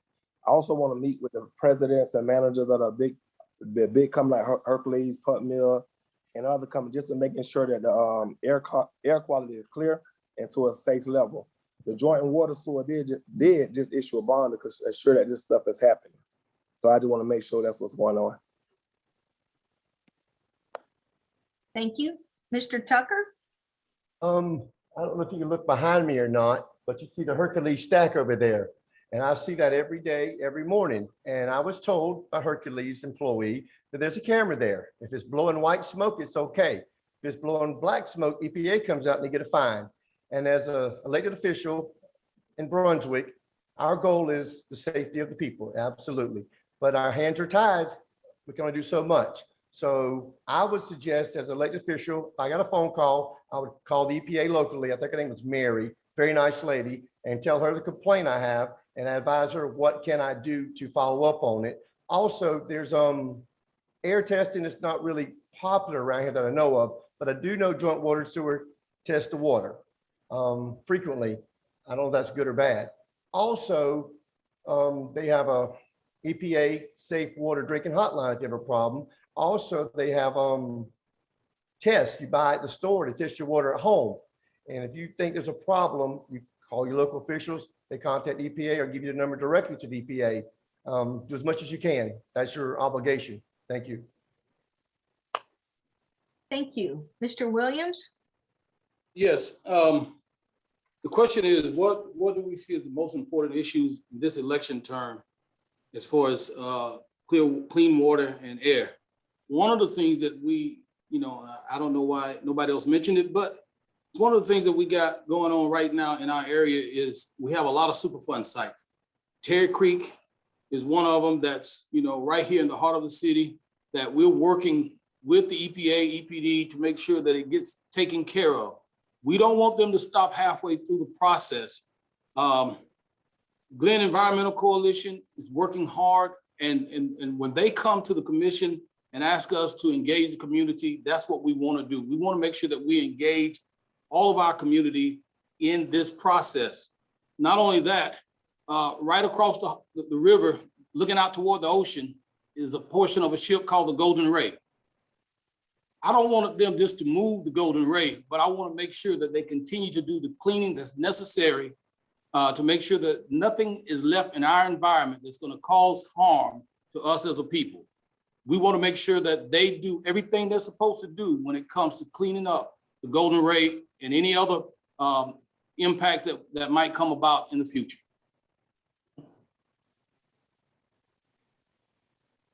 Thank you. Mr. Johnson? We have a beautiful coastline, and I think we heard some people talking about Mary Ross Park, Overlook Park, and being able to look out on that beautiful coastline that we do have here in Brunswick. I think we got to understand it is about not only protecting that coastline, all right, but also ensuring that we protect the waters and the coastline that not only provide for jobs for our people, but for many of our people, feed our people. I know so many people like myself, like my family, who used to eat out of those rivers, who used to eat out of the ocean. So it's more than just something that we look at. It is also something that provides food and provides sustenance for many people in our community. So we have to do the hard work to ensure that we are holding Panova's feet to the fire, that we are holding Georgia feet to the fire, to ensure that we keep those waterways clean, not just for looks, not just for tourism, but for the people who need it for their livelihood every single day. We've had many people mention the Superfund sites on the first forum that I did. I started talking about those Superfund sites, and it's not just the cleanup. The cleanup, we have to stay on top of them. We're going to make sure that that happens.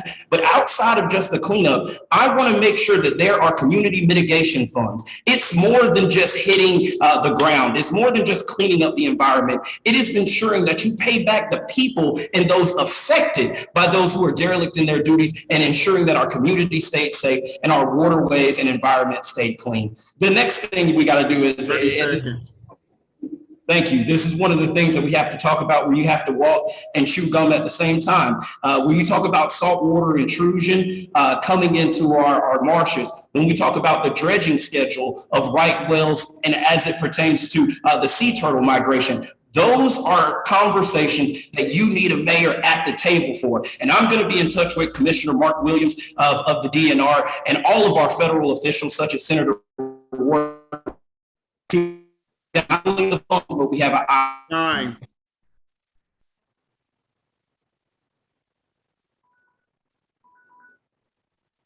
Thank you, Cosby. Ms. Latson?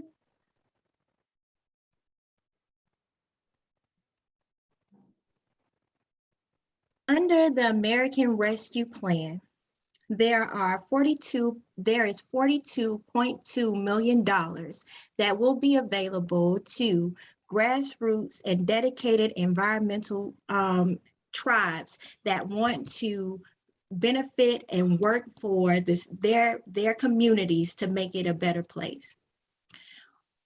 Brunswick, Georgia, the city of Brunswick must go green. We must talk about solar power. We must talk about wind power. We must talk about electric cars. We must talk about these things. Why? Because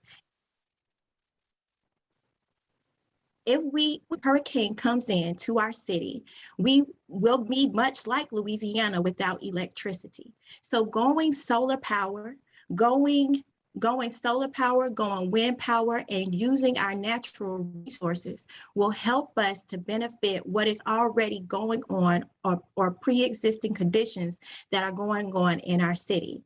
The more that we use the mills, the more that we use coal, the more that we use fossil fuels, the more that we are making our environmental problem bigger. So if we can start smaller by eradicating plastic use, encouraging people to bring their own shopping bags instead of using plastics, being able to introduce 30 seconds. Being able to introduce our community to, like I said, solar power, wind power, and green power, we will be able to, one, speak to what is going on that is already polluting our air and our water, that is going into our children's systems. We talk about education, but most of our children are being affected by the pollution that is in the water and the air, where they cannot pay attention or concentrate in the city. So it is my duty or my goal to push a greener, more safer, and efficient city of Brunswick. Thank you. Thank you. Mr. Riddle, this next question is going to begin with you. How do you feel about the transportation options currently available in Brunswick? Do we have enough options? And if not, what will you do to increase those options?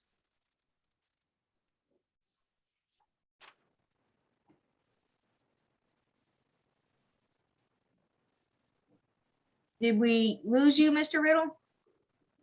I think he's muted. Can you hear me? Okay. Yes, we can hear you now. All right, sorry about that. I was just recently educated that the city has received a federal grant to help get some city transportation going, which is going to run through the city of Brunswick through the county, as well as they're working on a deal with St. Simon and Jacob Island, which I think will be a great movement. What I would do to add to that is making sure the bus line go through the urban and low income areas, the projects, to make sure people that want jobs on the island have a way there.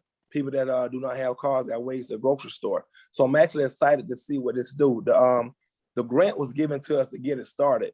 Now there is going to be a fee for it because we do have to maintain it. So I say let's exhaust the funds of getting it started. Hopefully we have enough to maintain it. But if not, I think that's a great opportunity to see what a model line will do in Brunswick, Georgia. I'm excited to see it. Thank you. Mr. Tucker? Yes, ma'am. Repeat the question, please. Sorry. That's okay.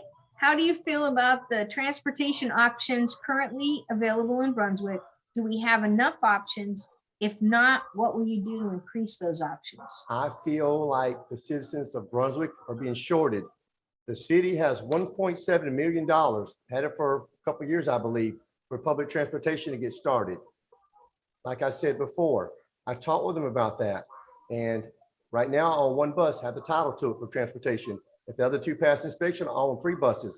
I don't want to wait for the city and the drawing board, whatever that is. They always tell you the drawing board. It's been 5 years too long, 10 years too long. I'm not going to wait. If they want to drag it out, that's on them. But the citizens of Brunswick deserve better. We need public transportation because go from First Street to Target's $14 minimum. That's ridiculous. And some people just don't, that's just unacceptable. So that's why I ventured into the transportation bus line. Thank you. Thank you. Mr. Williams? Yes, Julie, as you know, as many people have said, there is a MATS committee that has been looking into putting together this bus line, these bus routes. As a matter of fact, just a couple of months ago, they brought it to the commission and they're still working to make sure that we get this right. Because if we don't get it right, well, what would happen is we have a lot of money thrown away if we don't get it right the first time. So the BAS committee, which current Commissioner Martin is a part of and is serving on, they're working diligently to see what can be done for our transportation system. We not only just transportation system in that, I want to talk about walkable areas, bikeable areas, all that's transportation. We want to make sure that we create safe places for people to ride their bikes and be able to move around this community, because this is a very beautiful community when you can get on a bicycle and ride around and be able to see some of the beautiful things that we have here in the city of Brunswick. It's a very good place to walk. A lot of people that come and visit this area, they walk our downtowns. What would it look like for them to be on a bus or something like that, going through downtown? But for local people who need that transportation, we're working hard to make sure that that happens in the very near future. Thank you. Mr. Johnson?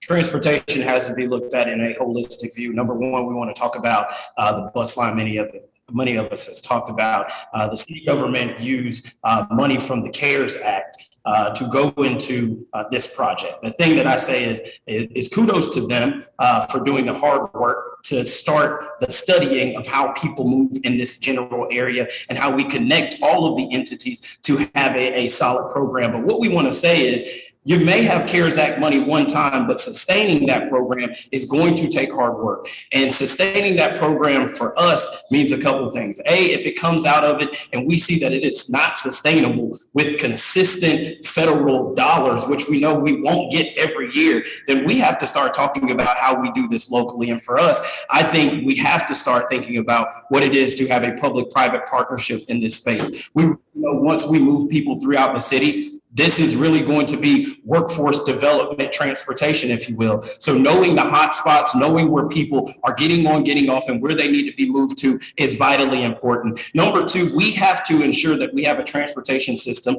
whether it is buses, whether it is walk paths or bike paths, that connects the arteries of the city. And for us, those arteries of the city include Howard Coffin Park, include Selden Park, include Mary Ross Park, but also are going to cut through your Norwich and Albany corridors, are going to go through L Street, because we understand those are the people who need transportation to move throughout our city. Thank you. Inside of thinking about how people need to get to work, what we also have to understand is that many people are caught in food deserts. Many people are caught and they don't have a way to your Winn-Dixie, don't have a way to your Publix, don't have your way to your South Lane. And when you don't have those ways, it creates a bottleneck of something that hurts not only adults, but also children. So we got to get bikeable, walkable paths to ensure that they have access to everything. Thank you. Ms. Latson?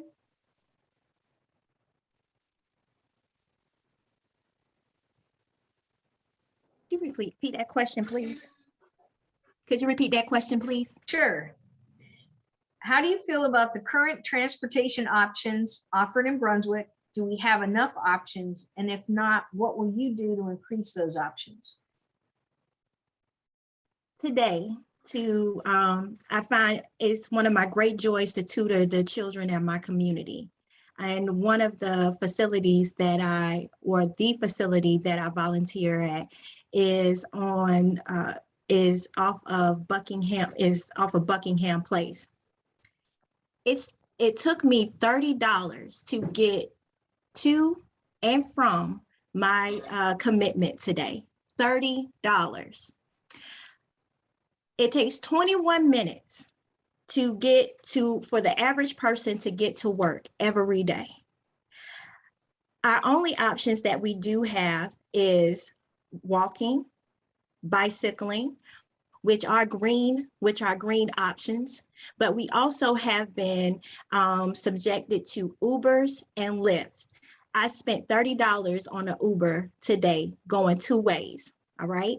So what we have to do is, yes, we do have to increase our bike and walking paths, and not only stop in the middle of when we get to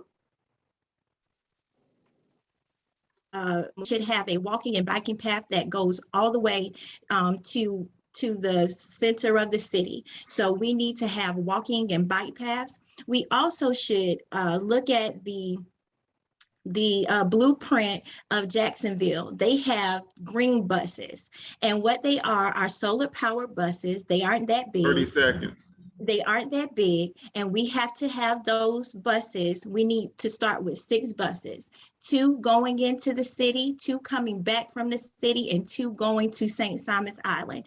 Jekyll Island does a great job by commuting their employees, and I think that if we follow the blueprint of that by transporting the people of the city in that way, making sure that they can get to help us in our community. Thank you. Thank you. Mr. Perry? Well, there's much that has been said regarding this issue of transportation. And I think, you know, in the large scheme of things, everything that's been said hits the nail right on the head. It's our responsibility to make sure that we afford our citizens every opportunity that we can possibly afford them. Not just taxis, not just Uber, but pedestrian-friendly areas where they can walk, ride, drive bicycles, and also support a feasible public transportation plan. BATS is currently doing the hard work of figuring out how we do this and how we do this in a way that makes sense for our city economically. And so that's a very, very important piece. But as a mayor, I understand a part of my responsibility would be making sure that I forge the right partnerships. This is not just about the city when we begin to talk about public transportation. That transportation is going to go over to our islands, it's going to go over into different parts of the county. And so being able to sit down with all of the necessary players and make sure that we come up with a sound partnership that's feasible for all persons in that's a part of the transportation project is very, very important. And so I'm committed to public transportation, but what is going to be key is that we're able to do it in a way that makes sense for our city. Thank you. Mr. Tucker, this question begins with you. What would you do differently, if anything, to address the need for affordable housing and homelessness, other than the approach the current commission has taken?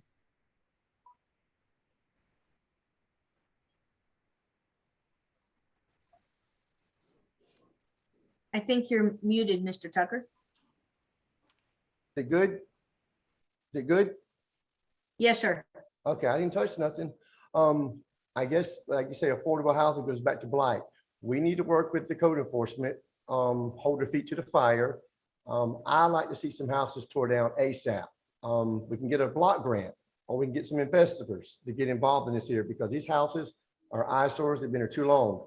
And I spoke with code enforcement about it, and they're on a complaint basis. I said, unacceptable. If you see a problem, do your job. Don't wait for a citizen to make a complaint to do your job. That's unacceptable. I want to get affordable housing moving, and I will partner with the Habitat people or any local churches that starts a program to get affordable housing. We got to get it torn down, get the land cleared, and start fresh. The homelessness, as like I said before, the location is there because the city approved it years ago. As mayor, I would revisit it and see what we can do about a relocation. But right now, the city approved it. We got to deal with it. Thank you. Thank you. Mr. Williams? Yes. One of the things that is one of our goals is to build 50 to 100 affordable houses in the first 4 years of our administration. We want to make sure that, you know, we do this with public and private partnerships, and that we do it in a way that we bring in not only just public and private, but our land bank, our housing authority, all of these resources and all of the stakeholders that are involved to make sure that we have affordable housing in this city, decent housing.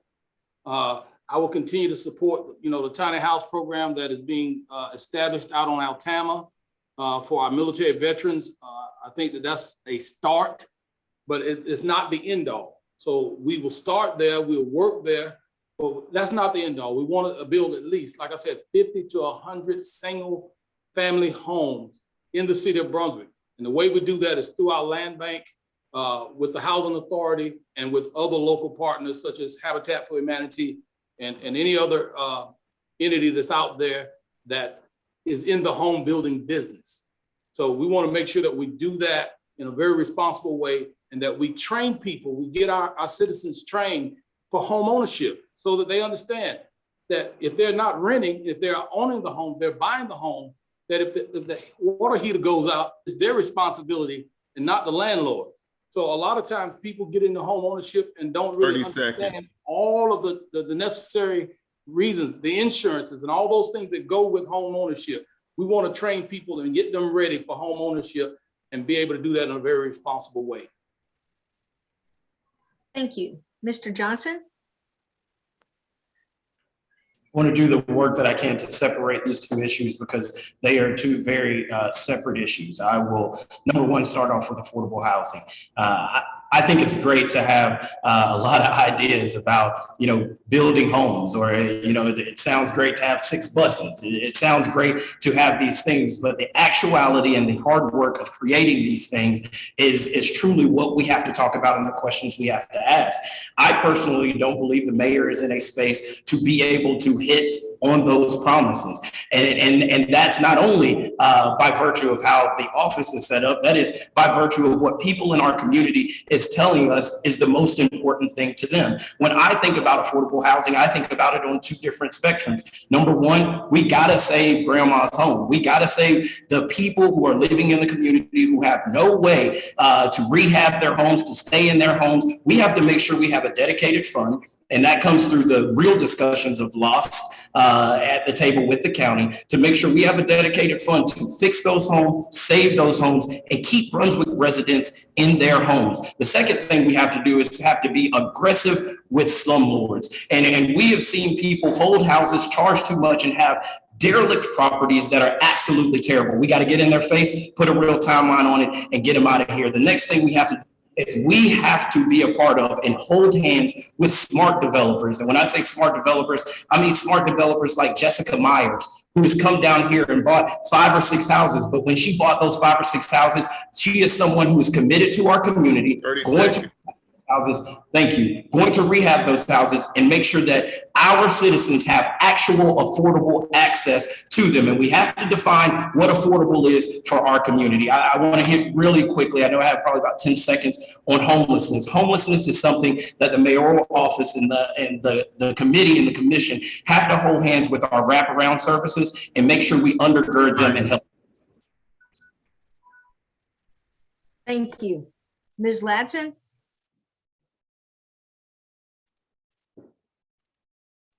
If downtown is the heart of the city, the street are the veins. The heart is only as good as the veins that is pumping to it. Investing in the already present community would be our best benefit by giving the city a facelift. We have restored many of the houses downtown. However, we have not restored any of the houses that are on Albany Street, L Street, any of the other streets that lead to the city of Brunswick.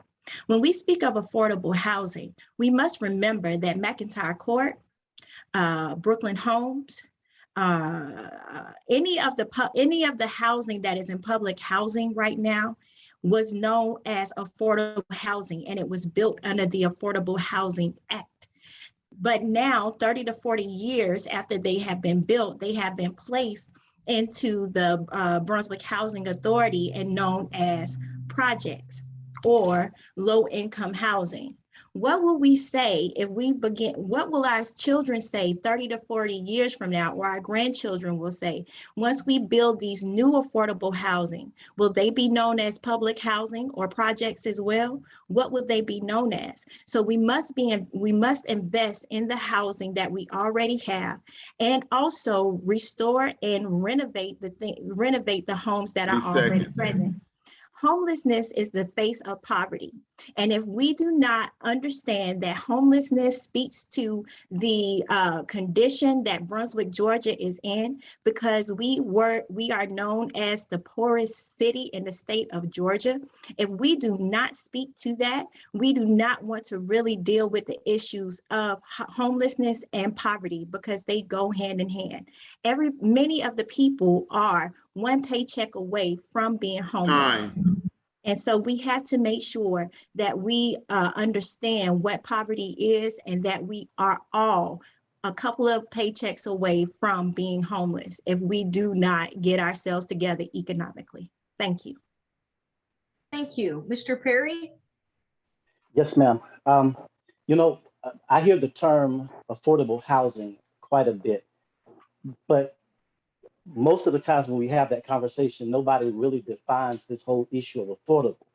Oftentimes when we talk about affordable housing, we're really talking about low income options. Here's the truth of the matter. When we look at our city as a whole, holistically, we have been inundated with housing projects. All of them have been placed right in the city of Brunswick. And so we have to ask ourselves the question, are we really in need of what most people would call low-income housing? That question has to be raised. Now, there is a definite need for us to come up with some renter guidelines and regulations, so that people are not being charged unfair rates for different properties. When it comes to this whole issue of homelessness, that's not just a simple answer. Homelessness is caused by some different things. Homelessness is a symptom of a much greater problem. Some people are homeless because of mental health. Some people are homeless because of drug addiction. Some people are homeless because, frankly, they prefer that particular lifestyle. I believe that one of the other candidates talked about that in the right before us. And so there are different issues that cause homelessness. And so we have to pull all of the different agencies together, come together and partner with viable solutions in order to address it. And that's the part that our government plays in being able to call all people to the table to work together to reduce our homelessness, because the reality is we probably will never eradicate it totally. Thank you. Mr. Riddle? Yes, ma'am. I think Mr. Crosby hit on a lot of key points for us to affordable homes. One thing I do want to mention is what Commissioner Vincent Williams said in his first 4 years at mayor, he want to build 100 to 150 homes. I guess my question and my concern, and probably a lot of the people in the city concerned, why do he need another 4 years to make this happen if you already been in that seat for 8 years when it could have already happened? So my thing is, I want to get with the city manager. I want to get with the housing authority, and let's get a program together to transition people from affordable housing to becoming homeowners. I think if we could get some of the blighted properties and make people pay a mortgage into them with a small interest rate that they pay back, we can recycle that money and keep building people and to be homeowners instead of renters. As far as the homeless situation, it's been a big topic lately. Today, I volunteered my day to go down to the well, and I hung out with the homeless people. I met with Mr. Culpepper, and I also went next door to Safe Harbor and met with Ms. Leslie.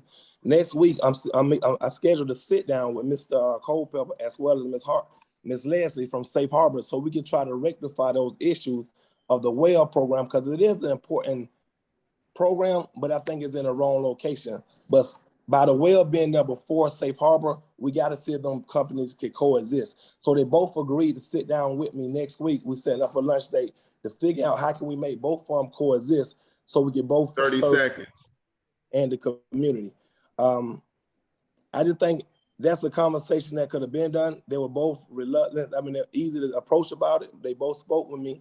And it sounded like a conversation that should have been took place, which wouldn't have had us on the front page news discussing the word the other day, but just discussing the agreement that we made to coexist in the same neighborhood. Thank you. So now we are coming to the final question of our mayoral candidate forum. So candidates, this is when you get to tell us what uniquely qualifies you to serve the people of Brunswick as mayor. So you've got 2 minutes each to tell us what uniquely qualifies you to be mayor of Brunswick and why should people vote for you. And let's start with Mr. Williams. Thank you, Julie. And just to make a couple comments, a couple things before I kind of go into that. One of the things that I've learned over the past 8 years is, a lot of people think that it's easy to just do what you want to do.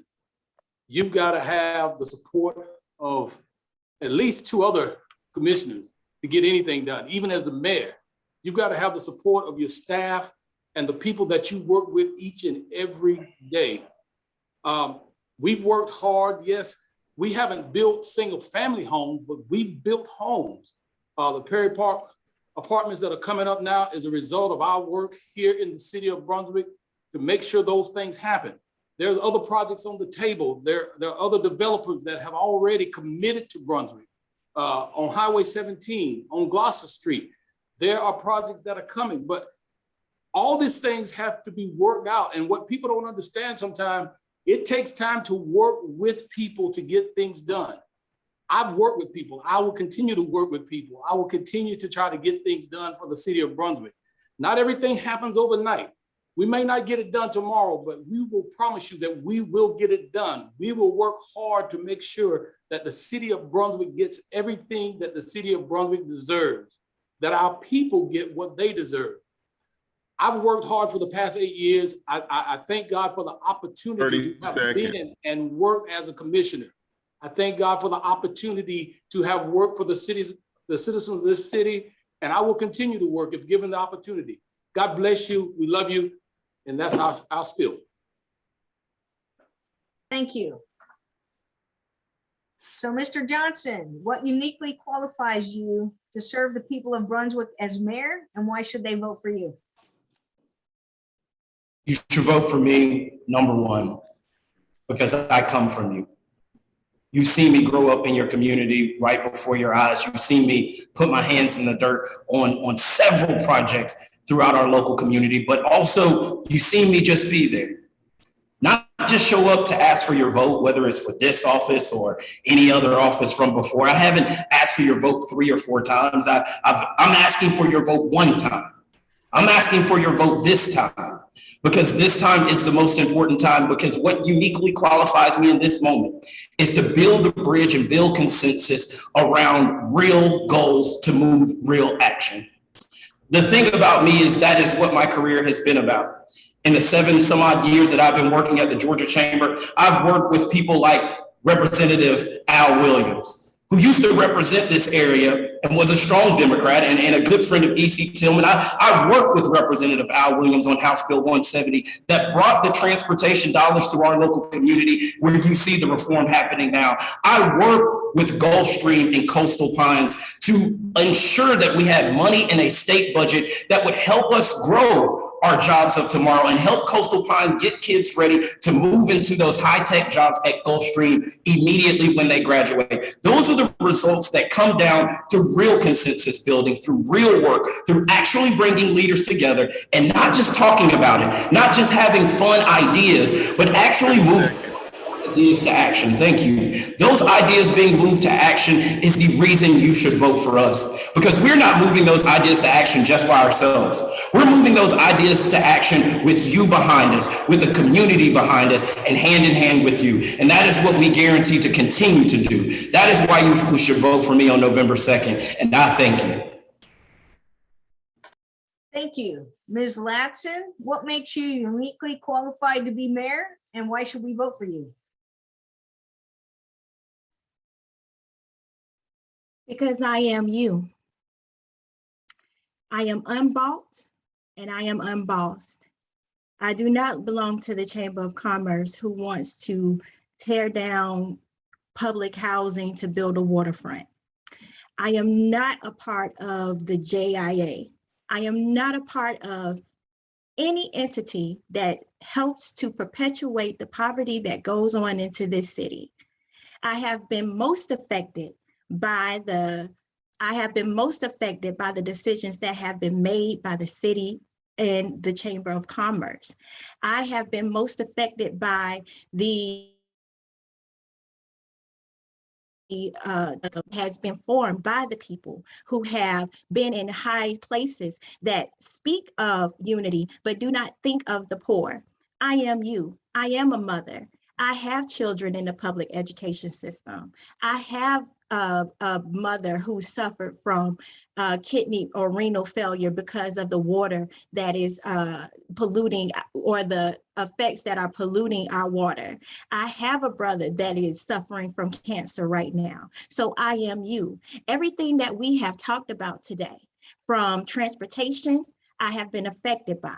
I have been affected by economic deprivation. I have been unemployed for many years. So when I speak from a community, from a standpoint that has experienced 30 seconds. living in Brunswick Housing Authority. I have experienced all of these things that are affecting the average citizen in this community. So when I speak to that community. What makes me unique is that I am you.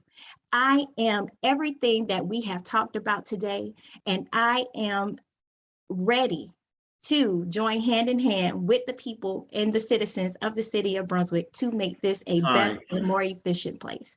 Thank you. Thank you. Mr. Perry, what uniquely qualifies you to be mayor, and why should we vote for you?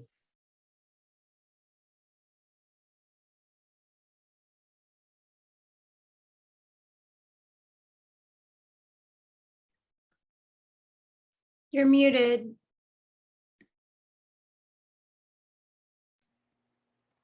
Can you hear me now, Julie? Yes, you're fine. Okay. You should vote for me because I am a uniter, not a divider. Over and over again, I've proven in moments of crisis and moments of being called upon that I can be a voice that pulls together our community. You know, there are a lot of people that talk about the different plans that they have, but one thing that we can all be assured of is a plan without cooperation from our community holistically will not work. You cannot advance the city with a divided people. And I believe that for the 14 years that I've served this community, that time and time again, I've proven to be someone that has the heart of this people. I've proven to be a servant leader. There are some people that desires the public office so that they have another notch on their belt, or it's a part of the process of some elaborate plan that they have to advance up the political landscape, if you will. I'm simply a pastor that loves people. For all of you that are watching, I can remember being in my early 30s, pulling all of my kids around and saying, listen, we're in the business of helping people. That's who we are as parents. And I believe that when you look at my track record, that I've proven over and over again that I have the heart of the people in mind, and that I am actively committed to working to help advance our community for all people. And so I want to encourage you 30 that seconds. when this election starts, early voting is soon to begin. November the 2nd will come faster than you know. To go to that poll and vote John Perry for mayor. Vote for someone that will unify our city so that together we can move forward and achieve all the things that we know that we're capable of achieving. Thank you. Mr. Riddle, what makes you uniquely qualified to be our mayor, and why should we vote for you?